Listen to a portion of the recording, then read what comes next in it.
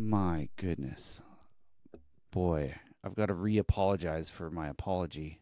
My my oh boy. Minute 50 in. All right, let me back up a little bit and apologize again.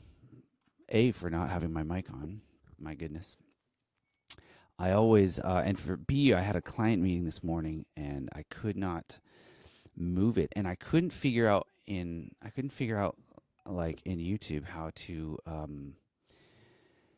to move not move this broadcast, but I couldn't figure out how to let everybody know. So that was, yeah.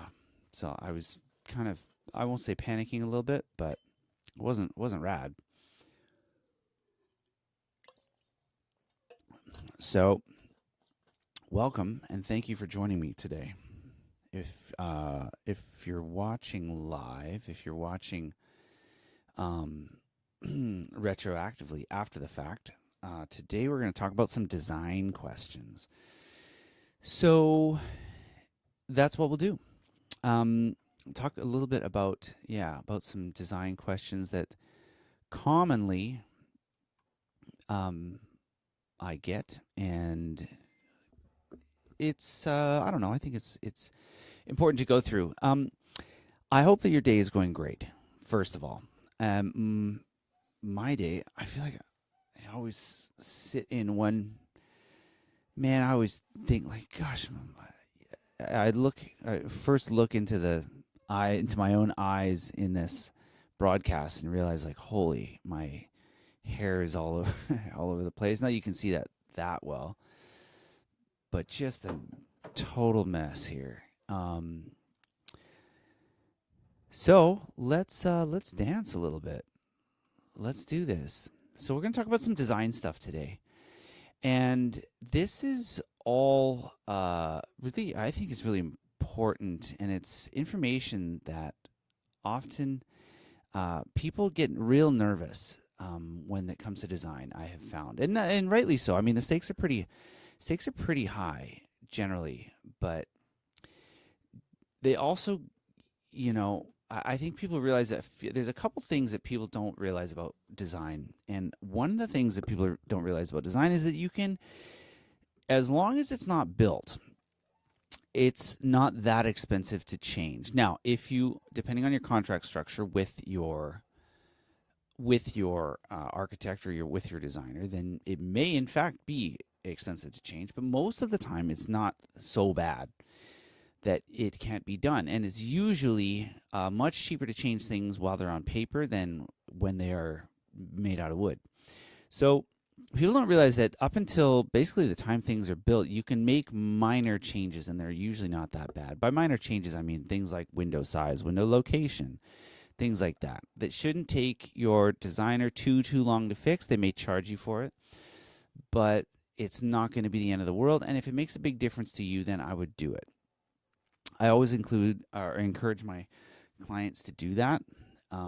It's something that, especially if it's a custom home, you're going to live with it for a long time, and it's going to be something that you may like hate if you have to look at it and see it every day. You think, oh, why didn't we just move the window over there? Why didn't we say anything?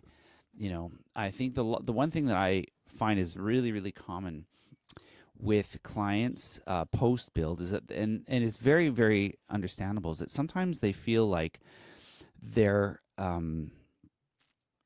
drinking from a fire hose. As I take a drink, not from a fire hose,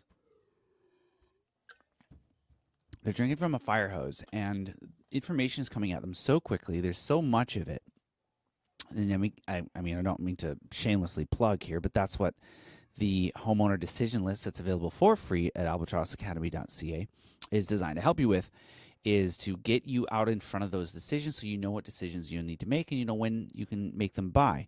But clients get so overwhelmed by this that it's too much, and it's they get overwhelmed, and so they don't say anything, and they're like, oh, I just don't want to make another change. Or like, oh man, I just don't want to blank, or oh, I feel like we've already made so many little changes that the builder again is tired of us. And at the end of the day, the people, you're paying everybody there, so just make the change and do it and don't regret it. And there's so many times I hear people say to me after the fact, if they are not regretting something, they'll tell me, oh, I'm so glad that we did that. I'm so glad you encouraged us to change that. I'm so glad I'm so glad we did blank. Just because it, I mean, you only really, in my experience in construction, people really only regret the things they didn't do, much like life, apparently.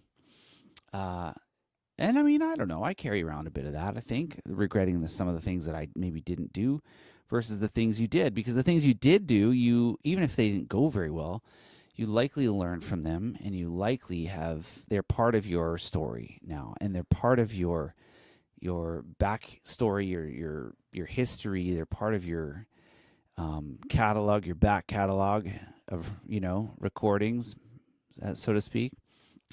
So I say just do it. This is a bad example. All right, so we've gone through, if you followed this if you followed this live stream before, we have gone through some budget,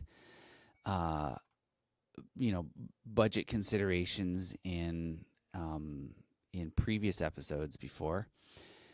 This might be episode number 5, I want to say. And I don't know, it's been a lot of fun. It's a little bit, I'll tell you, it's different from filming YouTube videos because I feel like I don't have to, I'm just going to get my book. I feel like I don't have to, well, clearly I'm umming and humming my way, bumbling my way through this. So you don't have to be as professional, I would say. You can be a little bit more casual, a little bit more off the cuff. And it doesn't take me like 10 takes to get out all my YouTube stuff. So I like this format. I would love to get a whole bunch of people in here and connect with everybody and see how everybody's doing. Like Cheers, where somebody walks in the door and you go, hey, Normie, hey, Cliffy. If anybody's old enough to remember that.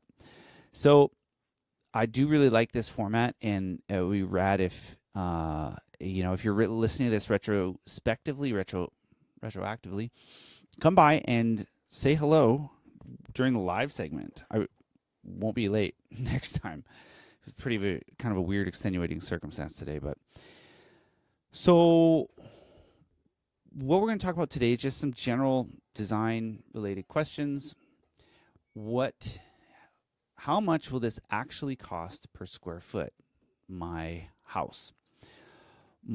These are questions that homeowners typically ask, and I think that is the question number one. So there's I'm going to break down this question a little bit. How much will this actually cost per square foot?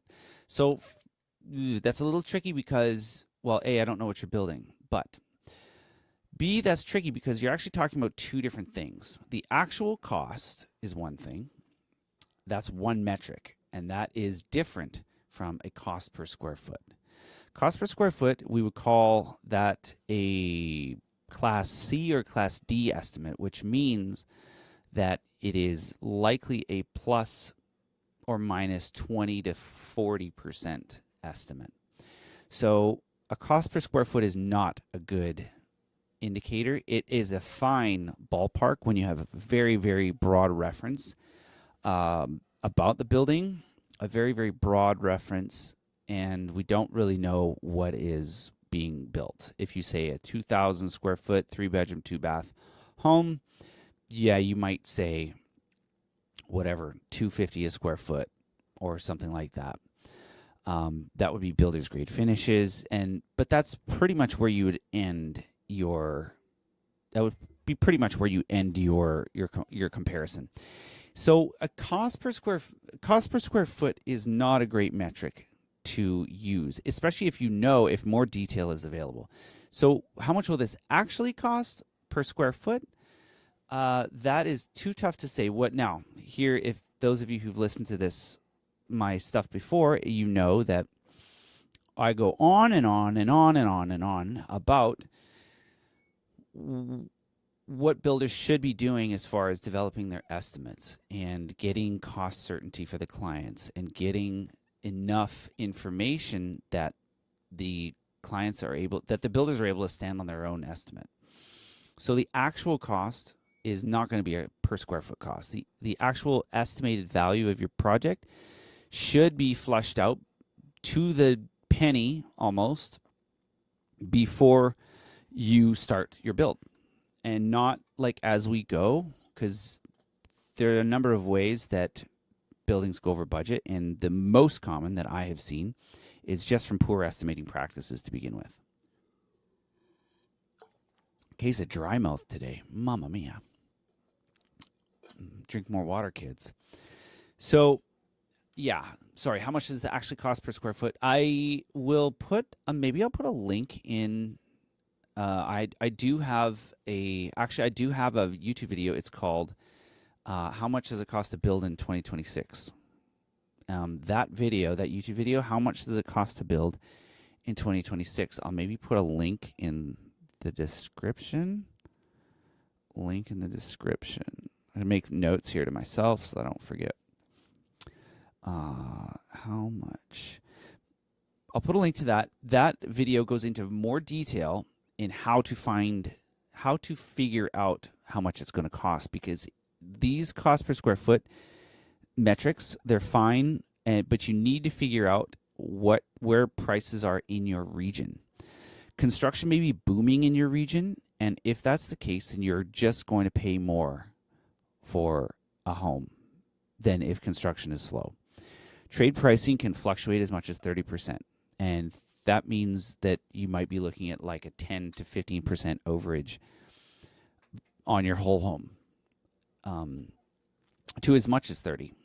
So that's a really helpful video. I would check that out and watch it in its entirety and like it and subscribe, and also follow me on all socials. I don't know. Do whatever you want. I'm just kidding. It feels like I'm just supposed to say that. But that is a really helpful video for how to get a good metric in your area, because I can't tell you what it's going to cost to build in your region. I just can't. It'll be different in Vancouver, Toronto, LA, New York. It's all going to be different. So, I mean, it could be $150 a square foot. It could be $800 a square foot for a really similar product. It just depends where you live.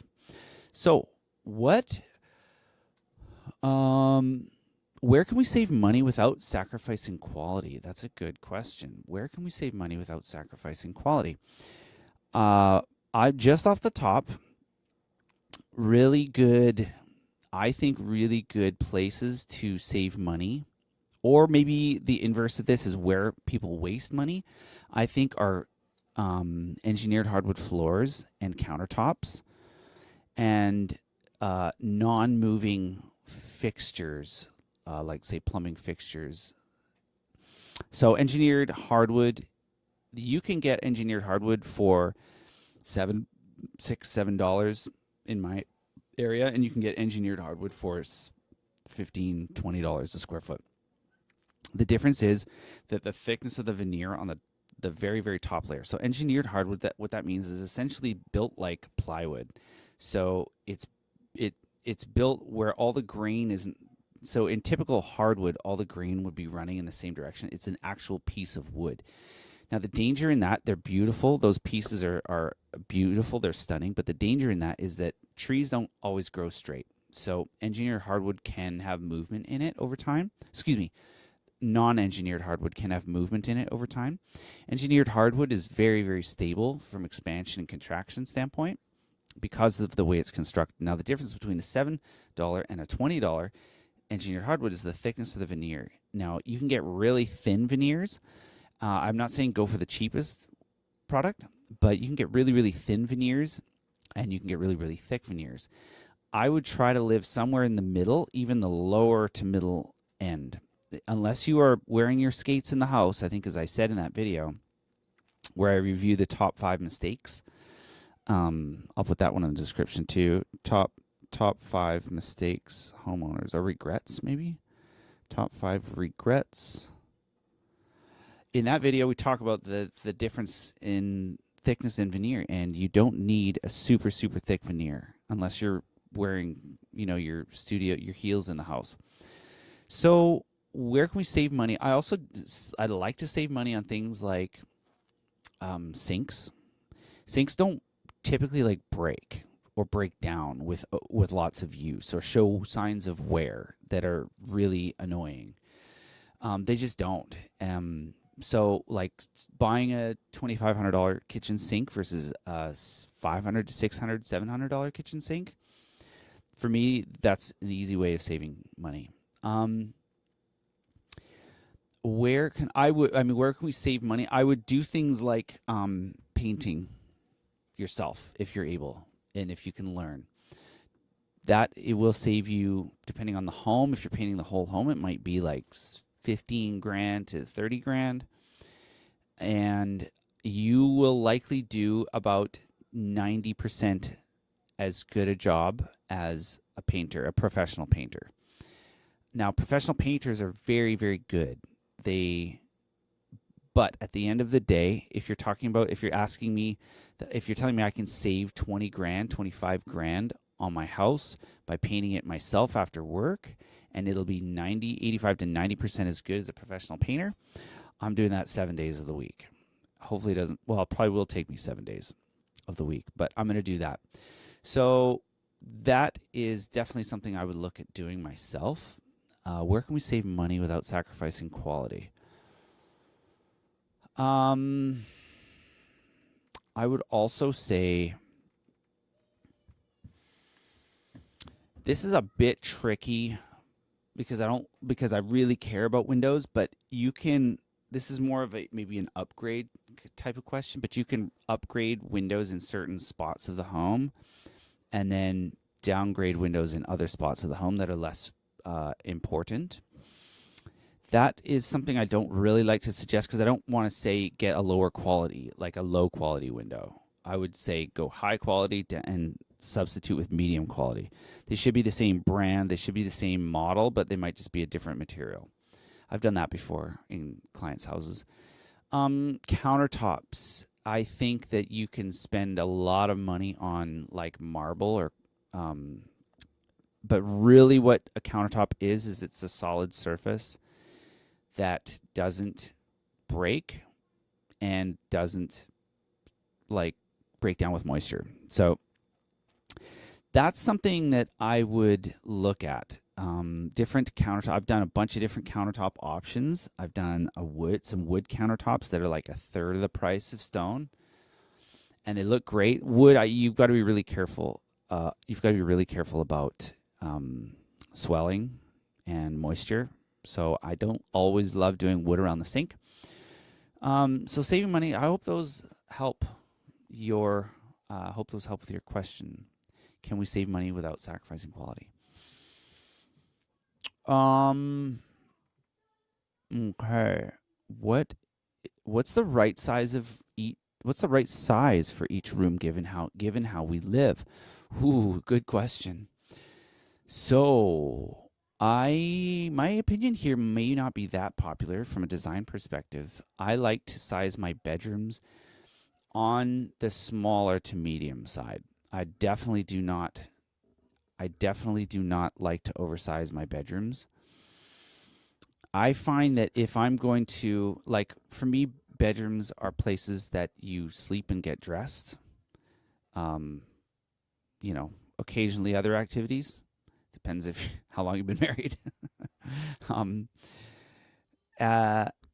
But generally speaking, I would rather have the extra square footage from a design perspective. I'd rather have the extra square footage in a different room, in a room that I use a lot, in a room that I entertain in a room that I am going to, like our kids are going to be hanging out in. I would way rather have the extra square footage in there than in some palatial master bedroom.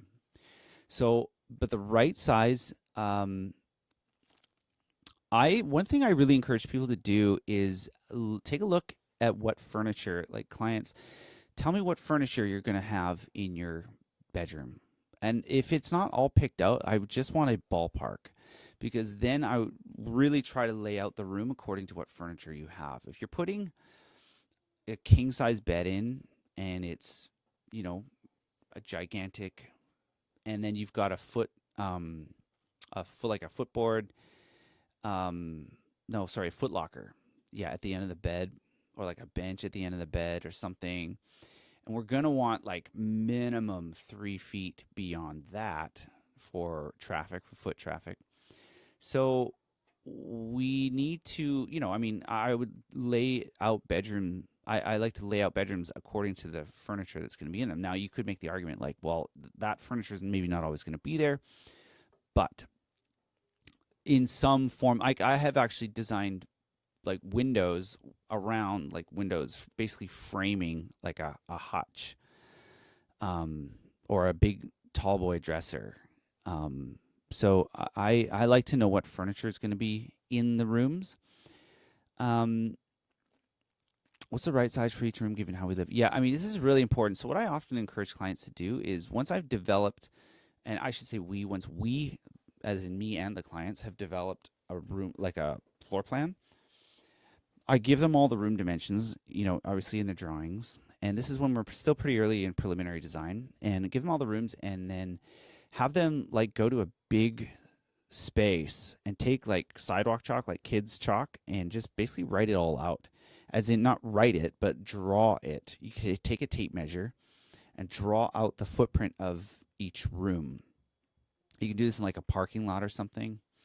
You draw out the footprint of each room, and then you can visually see, because when people see 14.5 feet or 12.5 feet on a drawing, that's why I always put in, like I always drop in to my drawings like an actual size of the bed.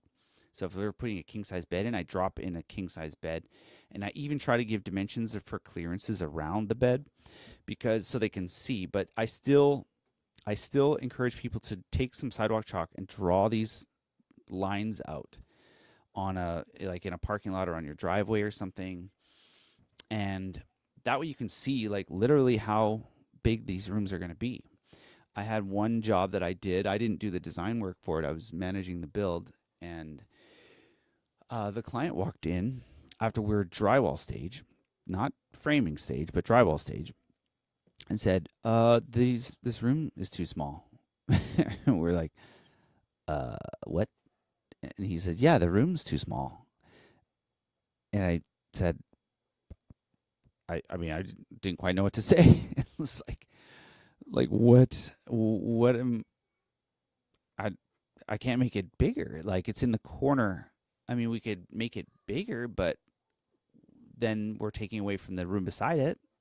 You know, I can't make this building bigger. I mean, we're drywalled, and so we ended up having to do that, and we ended up having to try to shrink it. There was some sprinklers, some stuff, a standpipe that we could move, but you know, but what had happened is that he didn't understand what 2,700 millimeters looks like. And fair enough. I mean, I know that's 2.7 meters, and I know that that's, you know, roughly, oh boy, what would that be? 1.8 is 6 feet. So a meter. So yeah, it'd be about 9 feet or so. And, yeah, like, no, wait. Yeah, it'd be close. And yeah, I mean, he just didn't ever take the time. I mean, it was on the drawings the whole time that he approved and everything.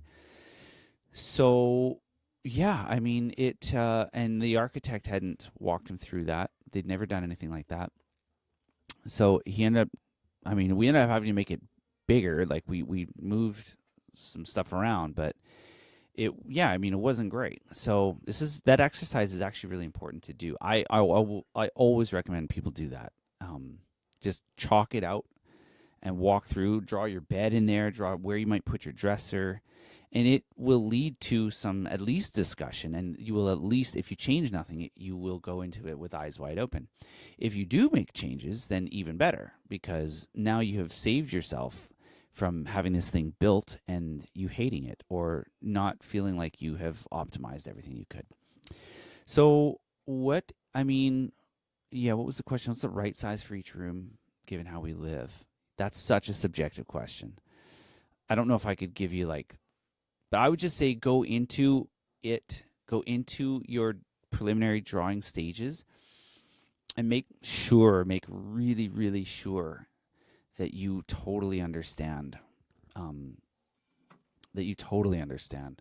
what you're getting yourself into. So I hope that's clear. Oh, okay. Oh, how do we future-proof the home? Aging in place, growing family, and so on. That's a great question. And this is a question that, especially as the baby boomers age, they are getting more. They are getting more old. I don't know. They're becoming more dependent on my generation. My parents are boomers, and my parents do not depend on me, in fact, at all. Some may argue the opposite, but they. But as people are building homes and designing homes, then future proofing and aging in place, these are really becoming. I won't say hot topics, but they're becoming places for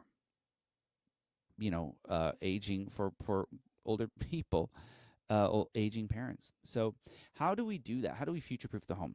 Great question. So for one, this is a big ticket item I will talk about, but what was once like left for purely the richest of the rich is now a pretty accessible feature, and that is an elevator. So in my area, we have an elevator supplier, and they charge $30,000 even, not plus tax, but $30,000, and $30,000 for an elevator, and I believe that's a 4x5 elevator. I've put them in at least two of my projects, and they're great. They are a light duty elevator, so you're not like hauling a ton of bricks up them. Although, I don't know, maybe you could. But it's a light duty elevator. It's 4x5, so it's essentially the size of like a large hall closet. Like, it's not that big. It's not that much. Just opens with open and closes with a regular door. So it just looks like a regular door, and you've got an elevator. And so if you're building a new house, I would really, and you can work that into the budget, I would look into that. I would look into an elevator. It's $30,000, so it's not nothing, but it is way more accessible than it used to be. An elevator in a home, even for the richest of the rich 30 years ago, was like, forget it. Not for them, but for everybody else. So future-proofing the home, that's one option, especially if you have a multi-story. And multi-story is not an option, like you have to do it. Another thing, really simple things like doorways, making sure that they're minimum, I think 32 inches is a minimum clearance which is 2'8" for wheelchairs. You can do, those lifts that go up the stairs. I don't know. Those kind of crack me up. I always think about somebody, just like sitting on the chair and then getting up to the top, and for stairs. But there's maybe one. This is maybe gonna be unpopular. I don't know, but it's a pretty bold claim here. Hot take, I will admit. But one really, really important room I would have to age in place that's maybe more important than a lift is a gym in your house. Now, how, Aaron, does a gym help for aging in place? Well, the old saying is that an ounce of prevention is worth a pound of cure, meaning that if you're able to prevent the symptoms from aging in place, aka mobility issues, walking upstairs, and so on, if you're able to prevent those issues from occurring, then you don't need to worry about elevators and chair lifts and so on, and wheelchair stuff. So if you are able to put the work in now, and mom and dad they're able to put the work in now in the weight room, in the gym, and get their strength, get their mobility, then you maybe don't need the wider doorways and you don't need an elevator and so on. I recognize that that's maybe a bit of a cheeky response, but I'm actually mostly serious about that. And if you want more information about that and about why my bias there, Outlive is a book by Peter Attia, Dr. Peter Attia, and it was wonderful and very much. I'd been following his stuff for a little while, but it changed. I don't know if it changed my perspective because I feel like it confirmed a lot of my perspective on aging and on fitness and health. And so I would encourage you to, no matter who you are, now how old you are, I'm 43 right now, and and these are practices that I need to be doing, things that I need to be doing now if I want a lifestyle back or in the future that I do want. So how do we future-proof the home? Also, bedrooms on main levels if we're talking about mobility. At least one bedroom. You can also do with bathing situations. I have a cousin that is a paraplegic, and access to, you can put blocking for grab bars in your walls so that you don't necessarily have to put the grab bars next to the toilet or the shower or whatever. But if you have the plywood, if you have the blocking in there, you can just drive a screw into the blocking and put a grab bar, and you don't have to try to attach it with drywall screws. They're just going to tear right off. My cousin's like 220 pounds. And if he's going to use a grab bar to get onto the toilet that's just attached to the drywall, it's coming down. It's coming down in under time it takes for you to sing the first line of Amazing Grace.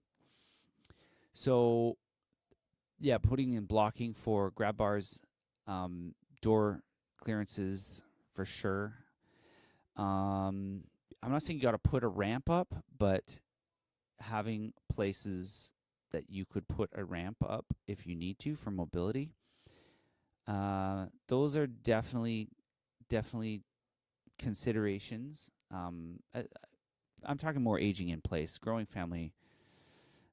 For a growing family, future-proof the home is ultimately the question. I'm focusing more on aging in place, but future-proofing the home, I would make rooms that are not designated for and can only be used for a single function. So blank rooms that can be used for a variety of functions so that they are not obsolete once your family changes, once your family dynamic changes, once mom and dad are gone, once mom and dad move in, once your kids are teenagers, and then once they're gone, that you're not rattling around in this huge house and now you have nothing and you can't use most of the house because they're just these huge rooms or whatever. So future-proofing, I would think about your needs. I mean, really, as I often say, thinking about things is free. Changing things is not free, but thinking about things is free. And so when you're designing your home or co-designing your home with your designer, realizing that you can actually think about these things, and you can think about what this is all going to look like for you down the line. What your uses are going to be, what your perspective, like what's your work situation like? Are you going to be needing a home office so you're not just sitting at the dining room table? So rooms that can be flexible, rooms that can be guest rooms, that can be bedrooms, they can be offices, they could be maybe exercise room, maybe gym, maybe yoga room, maybe painting studio, maybe sewing room.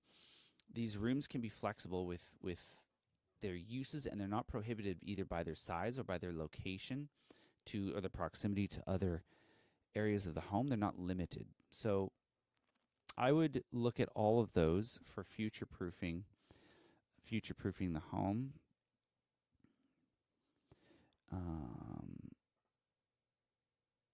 Yeah.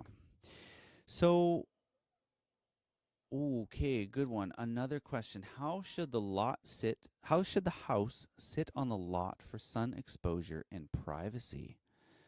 Okay, good one. So, sun exposure on the lot for privacy.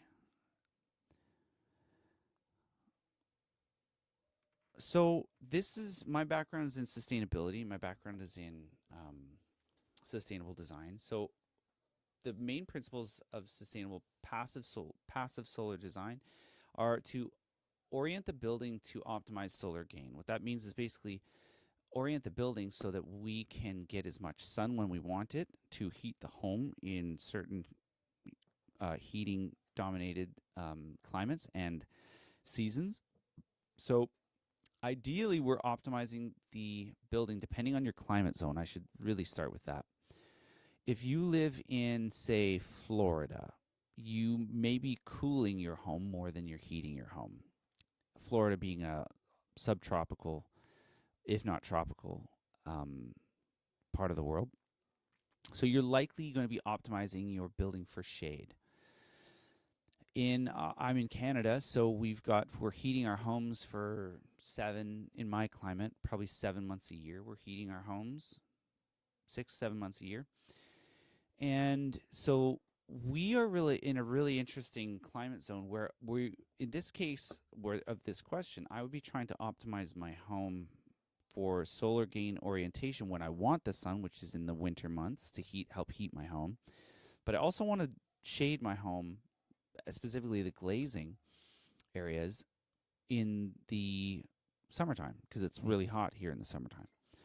So I have to, like, if you're in like Las Vegas or something, you're going to want to be shading so larger overhangs, windows that are pulled up higher off the floor so that so the bottom third of the window isn't getting scorched with sun. Because what ends up happening is that our homes we turn into a greenhouse essentially. So I'm going to get I can never remember which wave of light it is that comes in and versus stays in. But we have different types of radiation, shortwave and long wave radiation. As sun comes through your window, I believe that is shortwave radiation that enters the glass, and then it turns into long wave radiation, and that long wave radiation bounces around the home, the room, and it essentially stays in the building, and that's essentially the greenhouse. A greenhouse, the same effect of a greenhouse, is that energy radiation enters the greenhouse, but it's not allowed to leave. So we're going to want to orient. So for us in the northern hemisphere, we're going to want to orient our building toward the south, and be really careful about specifically west-facing sun, west-facing exposures, because west-facing exposures are really tricky because in here, let's just take where I'm at in climate zone, maybe 5 or 6, where the sun, it's still hot out in the summertime, but as the sun starts to get out of the midday sky and starts getting into the 4, 5, 6, 7, 8 o'clock, it's still hot. The sun is still real hot.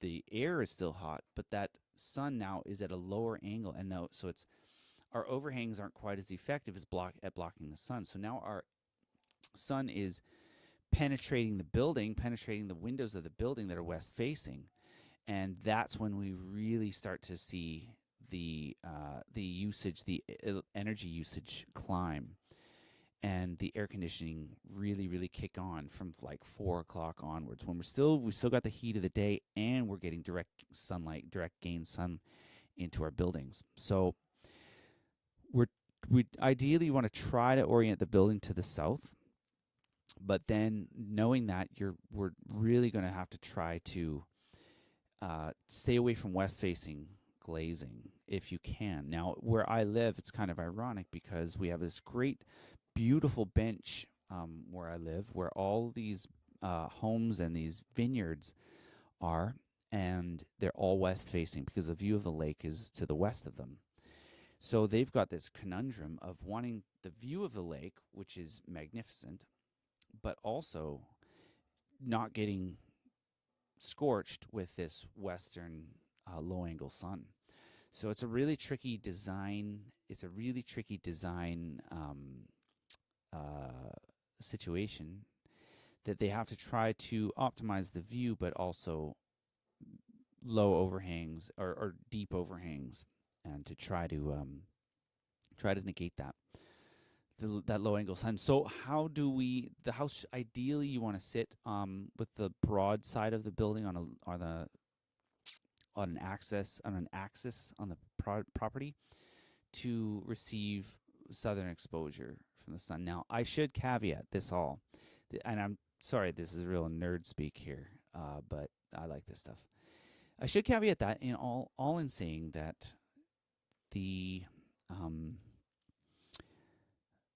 that this is really climate dependent, and specifically like even your microclimate, like how much wind do you get in your exact area, like that exact lot. So before I would do anything as far as orienting the building, I would absolutely be getting some more microclimate data on the actual lot that we're going to be building at. What around it? Are there trees? Are there buildings right next to them in the southern sky? What about the western sky? What obstacles are we looking at specifically? So for me to just say face the south is pretty generic and general, but it is generally true. So I don't know, hope that this is a general answer.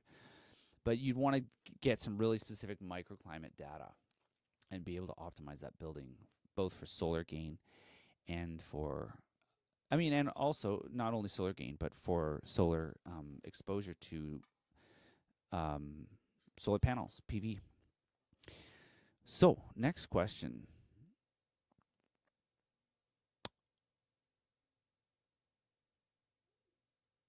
What decisions need to be made earlier versus later? Great question. I mean, without looking exactly at my homeowner decision checklist, which is again available on albatrossacademy.ca/courses, and it's available for free. So you literally can lose nothing and can gain everything, can gain peace of mind, low stress.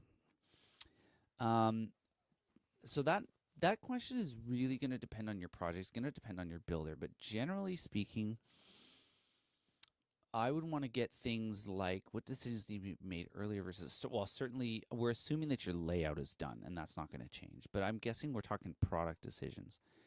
So product decisions are going to need to be made, especially for things like mechanical, plumbing, electrical. They're going to need to be made probably by the time that the foundation works, definitely before the foundation work starts, because we're going to need to know electrical service size.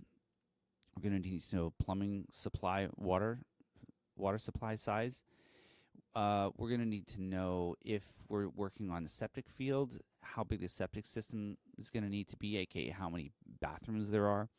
But also the specific products that we use, we may need specific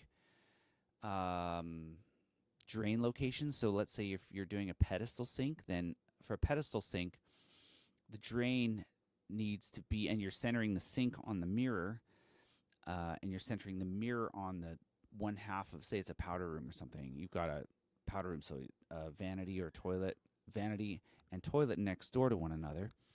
And you want to center the sink on the mirror, and the mirror you want to center in exactly its own half of the powder room and have the toilet centered on the other half.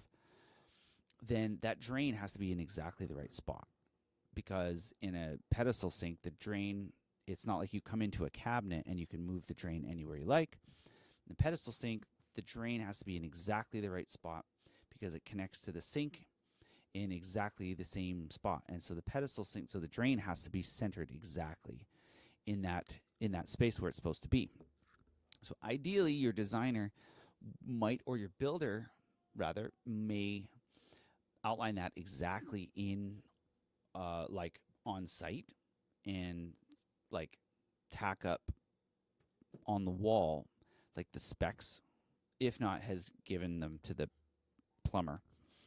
But tack on the wall the spec for the toilet, tack on the wall a spec for the sink, that's going in those exact locations once things are framed up and the plumber starts to come in. That's a really good way of doing it, and because that way the plumber has that information exactly and can center and put the drain exactly where it's supposed to be. Because drain location is a big one. So those types of decisions are definitely going to need to be made before that specific trade starts, but I like to have them done prior to that, just because it allows the plumber to get their head around the project, and it allows for any problems. If the plumber sees any problems, like, well, we can't put that drain there because there's a beam that is supposed to run immediately behind or in that wall or something, or in the floor right below the toilet. If there's a steel beam or something right where the toilet flange is supposed to go, that doesn't work. So, the earlier the better. For finishes and things like that, for me, it really comes down to if the MEP decisions are done, mechanical, electrical, plumbing, then it really comes down to lead times and ordering lead times. So a lot of times people don't realize that things like countertops, they can have a much longer lead time than something like, what would it be? Something like, well, like paint. Like paint, you can go down to the store and you can have it today or tomorrow, whatever. But for things like countertops, you might be like 6, 8, 10, 12 weeks out. So, 12 weeks is 3 months, right? So you need to have your decision 3 months before you need that countertop. But that's your builder will know, your builder should know all of these lead times, and using that homeowner decision list, the builder should be able to give you a checklist of like what, when you're going to need certain things by. That's the nature of that checklist. That's what it's for.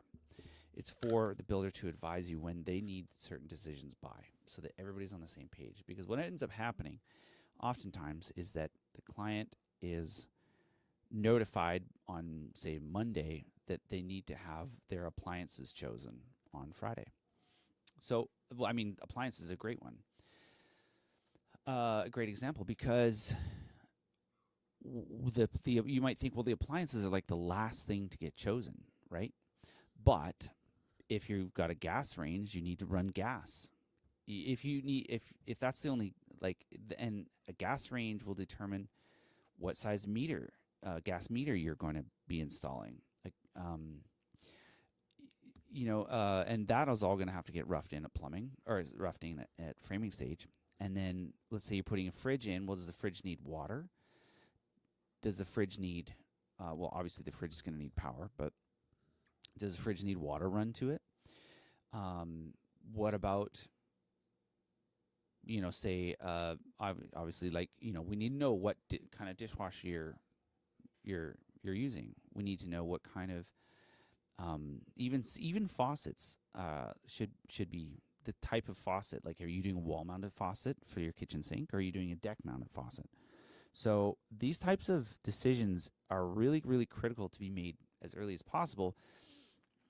But some appliances the type of appliances that you're choosing, although they're going in literally like last, the type of appliances and the clearances that they require, the energy that they require, maybe there's a waste removal that they might require. Those are, like, is there a garburator I think in America they call them, what do they call them? Sink disposal, garbage disposal, something like that. Beneath the sink, well, that's going to need power. And that's going to need, I think they draw like a certain amperage that is not insignificant. So they may need a dedicated circuit. So your electrician's got to know all of that. So all of these things should be chosen certainly by then. So 2 things to consider: lead time and what infrastructure needs to be in place for those decisions, right? So homeowner decision checklist is just a great system because you don't have to worry about all that. It's all built in. So I think we have time for one more question.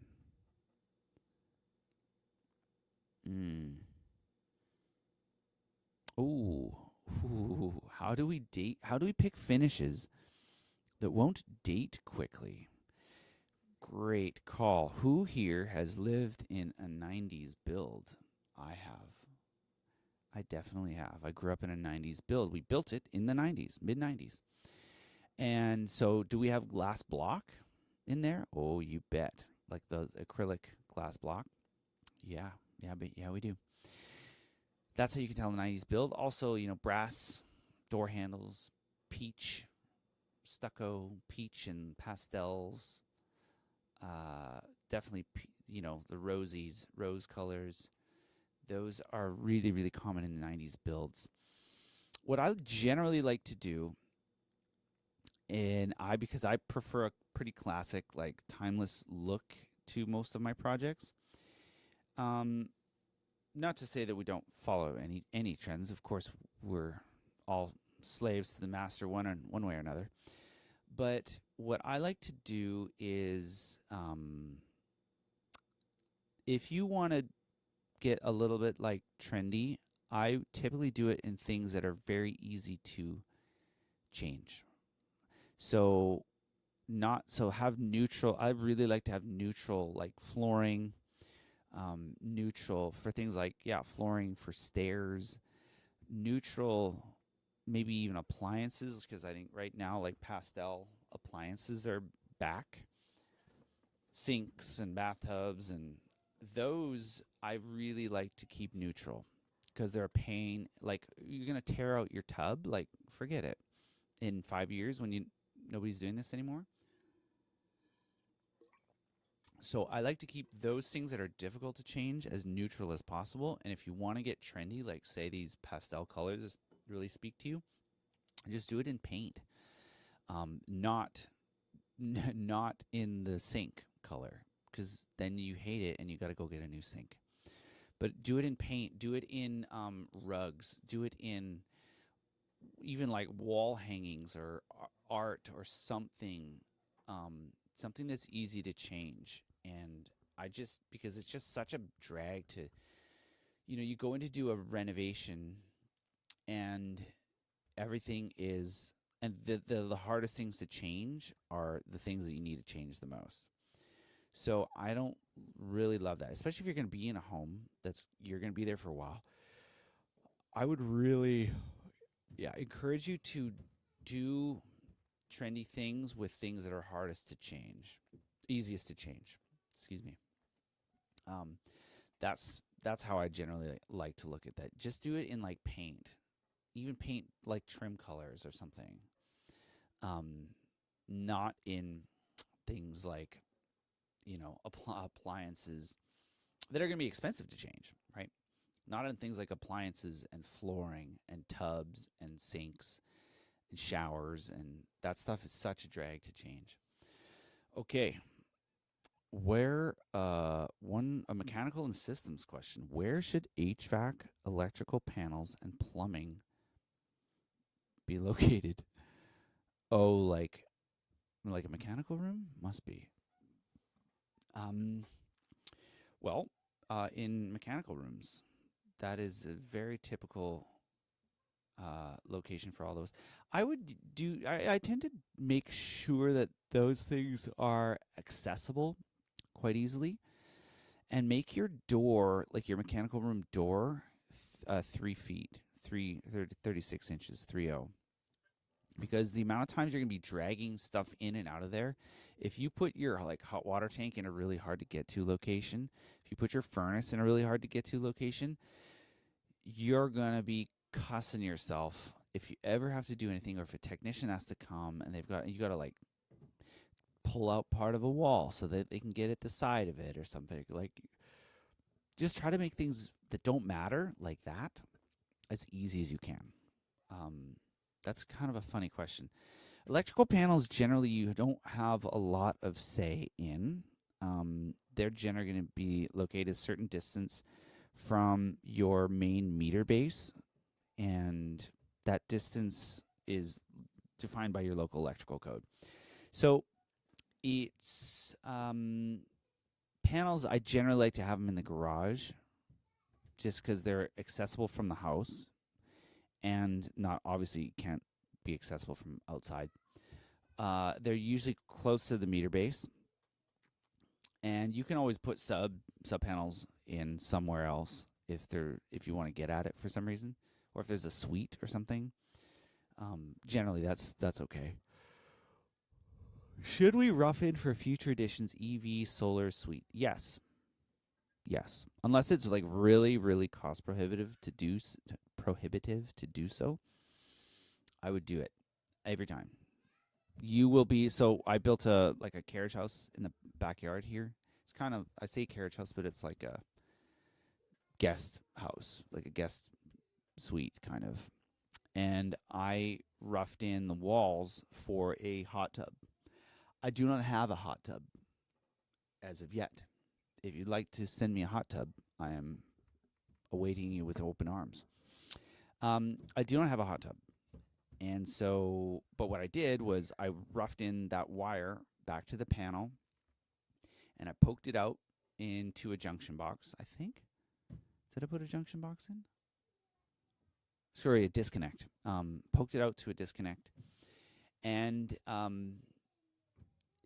just because I know that I'm going to want a hot tub one day. And all I did, it just cost me like $100. I just got the wire and pulled it through. But to do that later on is such a pain in the neck. So spend $100, even if you don't. If you think you might want a hot tub one day, just spend the $100 for the wire, $100 for the labor.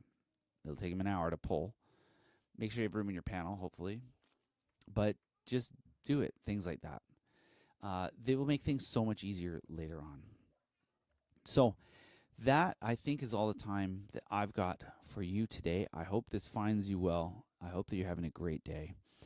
And I hope that as always, if you have any questions about design and construction, sustainability, Albatross Academy stuff, then by all means, please get in touch with me. I'm at albatrossacademy.ca. Obviously on social media and stuff, although I'm still new to that, and that is still growing, and I'm still learning, and I'm still trying to get there. But for a natural introvert such as myself, who, just talked for an hour straight, but for a natural introvert such as myself, it's still a little bit weird. I won't lie. So that's it from me. I want to thank you for tuning in. If you do tune in, just leave a comment. A like, whatever, subscribe. Helps me out a lot, and it kind of gets me closer to my goal of helping more people. So if this has been really helpful for you, then please, there are lots of ways of getting in touch with me. Just say hi. Come by, and I'll see you next Wednesday at 10 a.m. Pacific. And that's been a slice. I hope you have a great day, and we'll see you.